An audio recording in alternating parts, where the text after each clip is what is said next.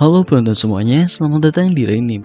Kan kita tuh udah pernah tuh kan ngebahas anime yang dari Jepang, terus donghua yang dari Cina. Nah sekarang tuh kita bakal bahas yang baru lagi, yaitu manhwa. Manhwa tuh merupakan komik dari Korea yang bisa dibilang sekarang tuh lagi hype-hypenya lah. Soalnya gue cukup banyak juga nemuin konten yang ngebahas soal manhwa. Dan mungkin tanpa banyak basa-basi, inilah 10 manhwa terbaik versi Rainim.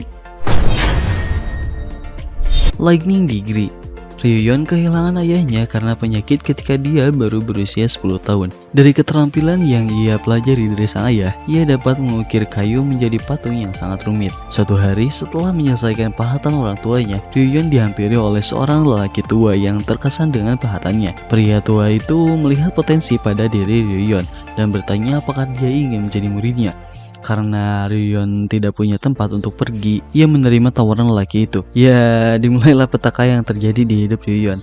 Ya, pokoknya nih manhwa tuh kocak banget cuy. Walaupun emang ceritanya rada-rada absurd, tapi menghibur banget sih kalau menurut gua. Dan kalau kalian orang-orang yang suka MCOP parah yang diremehin, nih manhwa cocok banget sih. Ya, pokoknya kocak lah. Nanomachine. Manhwa Nanomachine ini menceritakan tentang seorang pemuda bernama Cheon Yowon yang merupakan pangeran dari kultus demonik.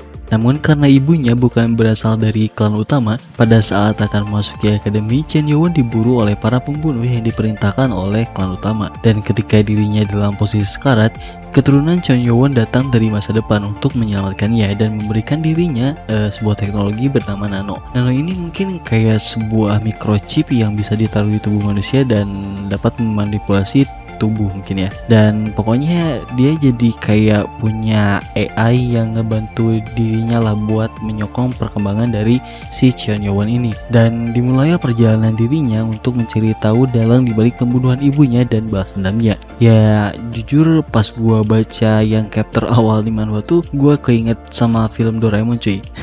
Ya kan si Nobita juga kayak dikirimin Doraemon gitu kan dari keturunannya di masa depan buat memperbaiki masa depannya gitulah. Dan ya mungkin nih manhwa juga awalnya terinspirasi dari itu mungkin ya mungkin. Tapi isinya gila, sadis banget tadi manhwa. Ya mungkin salah satu manhwa tersadis lah yang pernah gue baca. Maksud gue sadis tuh kayak gore gitu lah, ngerti lah. Dan ceritanya juga seru parah dan ya sayang banget lah buat dilewatin. Omniscient Reader. Omniscient Reader bercerita tentang seorang pemuda antisosial sekaligus korban bully semasa kecilnya. Sang tokoh utama ini bekerja di salah satu perusahaan besar di Korea dan ia memiliki kebiasaan membaca satu web novel sejak SMP. Nah anehnya web novel ini pada akhir chapter yang dirilis hanya dirinya lah pembaca dari novel tersebut. Entah karena mungkin pemasarannya kurang atau ceritanya kurang menarik bagi orang lain, tapi cuma dirinya lah yang membaca akhir dari novel itu. Nah tepat setelah pemberitahuan mengenai chapter terakhir dari novel tersebut, cerita dalam novel itu menjadi kenyataan. Hal ini berarti hanya dirinya lah yang mengetahui akhir dari cerita dunia tersebut. Dan dengan pengetahuannya mengenai skenario novel ini, ia berusaha bertahan hidup di dunia yang tak lagi masuk akal dan mencoba menyelamatkan orang-orang sebanyak mungkin. Lagi-lagi sama seperti manhwa The Beginning After the End, Omniscient Reader ini juga diadaptasi dari light novel terkenal dengan judul yang sama. Dan jujur alur cerita di manhwa tuh seru banget cuy. Bagaimana upaya si MC buat mencoba mengubah akhir dari skenario dan adanya butterfly effect dan misteri-misteri sama action di manhwa tuh candu banget cuy. Dan ya baca aja lah. Love Revolution.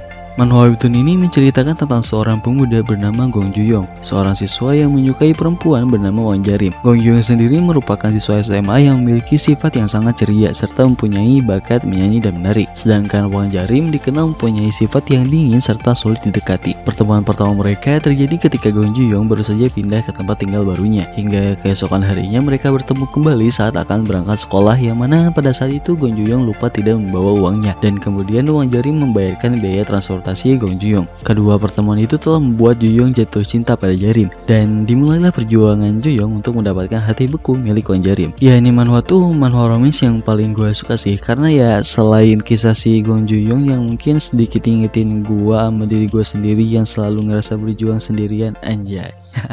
Tapi nggak separah si Gong Joo-young sih.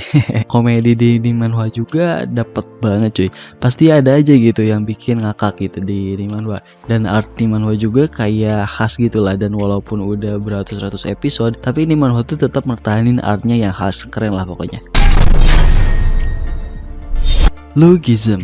Manhwa ini menceritakan tentang seorang siswa sekolah menengah bernama Park Hyung Sok yang selalu dibully karena memiliki badan gendut dan visual yang tidak menarik dan juga lemah. Ia selalu dijadikan bandel lelucon, korban kekerasan dan budak oleh teman sekolahnya. Karena tidak tahan dengan sekolahnya tersebut, ia pindah dari sekolah itu dan kemudian bersekolah di daerah yang cukup jauh dari sekolah lamanya. Ketika hari pertamanya di sekolah baru, ia terbangun dari tidurnya dan kemudian malah menemukan dirinya sendiri dalam keadaan tertidur dan kemudian menyadari bahwa ia bangun dengan wujud yang berbeda. Park Hyung Sok bangun dengan visual yang sempurna, wajah tampan dan badan yang atletis. Dan dengan tubuh tersebut, Park Hyung Sok kemudian memulai kehidupan barunya di sekolahnya yang baru, yang ternyata juga tidak normal. Selain ceritanya yang emang udah seru banget, manhwa ini juga mengangkat dan juga menceritakan isu-isu dan tragedi-tragedi yang kerap kali terjadi di masyarakat, mulai dari mental health, kenakalan remaja, kekerasan kehidupan jalanan, dan lain sebagainya. Dan banyak banget lah pesan moral yang bisa kita ambil dari di manhwa. Keren banget lah pokoknya. Windbreaker.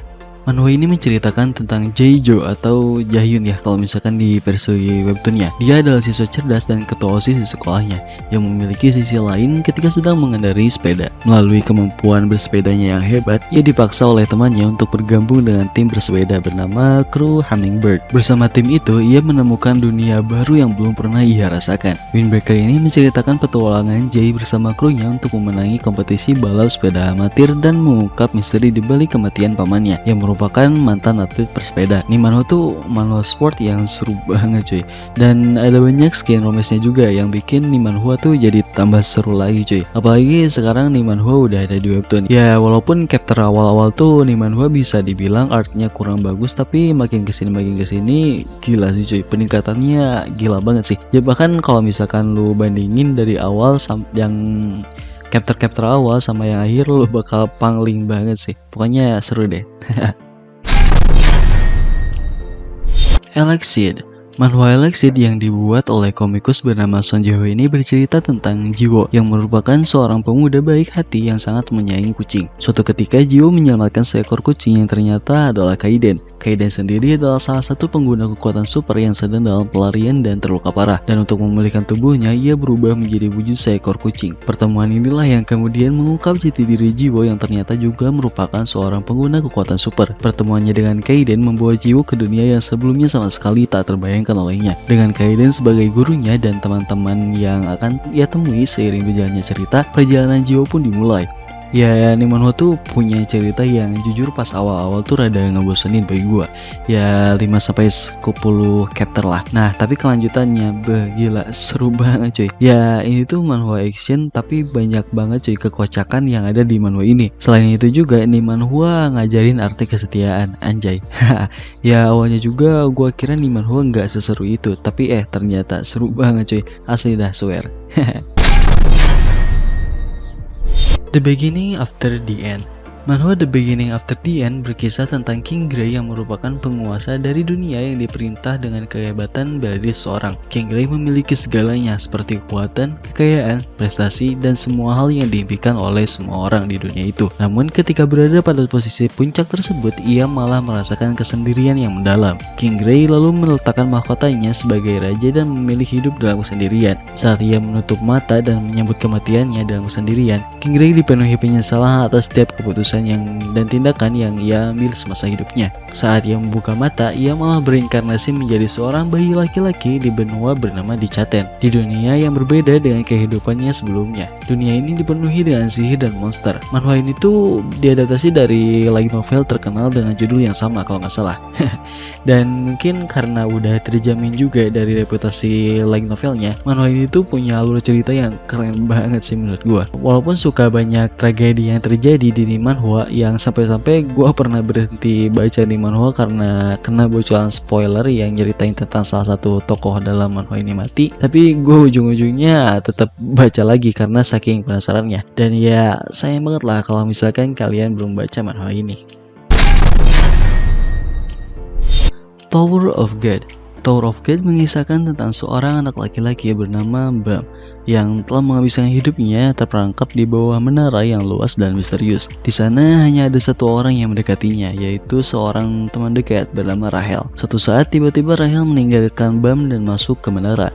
Untuk kembali menemui Rahel, Bam berhasil membuka pintu masuk ke menara tersebut dan harus menghadapi berbagai ujian dari setiap lantai menara sambil mencoba untuk menemukan Rahel. Di dalam menara yang penuh dengan pertempuran, Bam juga menemukan teman-teman lain yang berharga yang kemudian akan menemani Bam dalam mencapai puncak menara. Itu webtoon yang wah gila sih, keren parah cuy. Cerita di dalamnya tuh kompleks banget dan ya cara pengembangan karakter dari manhwa ini juga gue suka banget cuy. Gue rasa bagi kalian yang suka konsep kayak Zero to Hero bakal suka banget dah sama nih manhwa. Solo Leveling. Nah ini nih manhwa pertama yang gue baca di luar manhwa yang ada di webtoon. Ya soalnya sebelum baca nih manhwa ya bacaan komik gue cuman webtoon doang. Terlepas dari banyaknya manhwa bagus yang keluar akhir-akhir ini, manhwa Solo Leveling ini masih tetap jadi salah satu yang terbaik lah menurut gue. Dan ya gue nggak tahu sebelum Solo Leveling ada atau enggak manhwa yang mengusung cerita Gate, Hunter atau lain sebagainya. Tapi nih manhwa itu merupakan manhwa pertama yang gua baca yang mengusung cerita tentang Gate dan juga Hunter. Komik Solo Leveling ini sendiri bercerita seputar petualangan Sung Jinwoo yang awalnya ia adalah seorang hunter lemah dengan peringkat paling rendah yaitu E rank.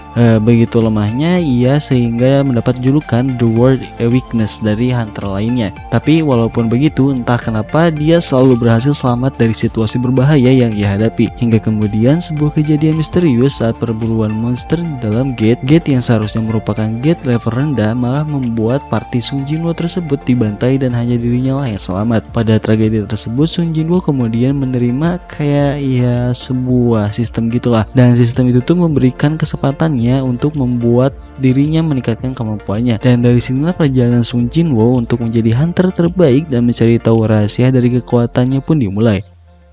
Oke, dan itulah 10 manhwa terbaik versi Rainim. Semoga dengan rekomendasi ini kalian jadi gak bingung lagi lah mau baca manhwa apa. Dan makasih yang udah nonton, gua Rainim pamit undur diri dan jangan lupa like, comment, dan subscribe. Thank you, bye bye.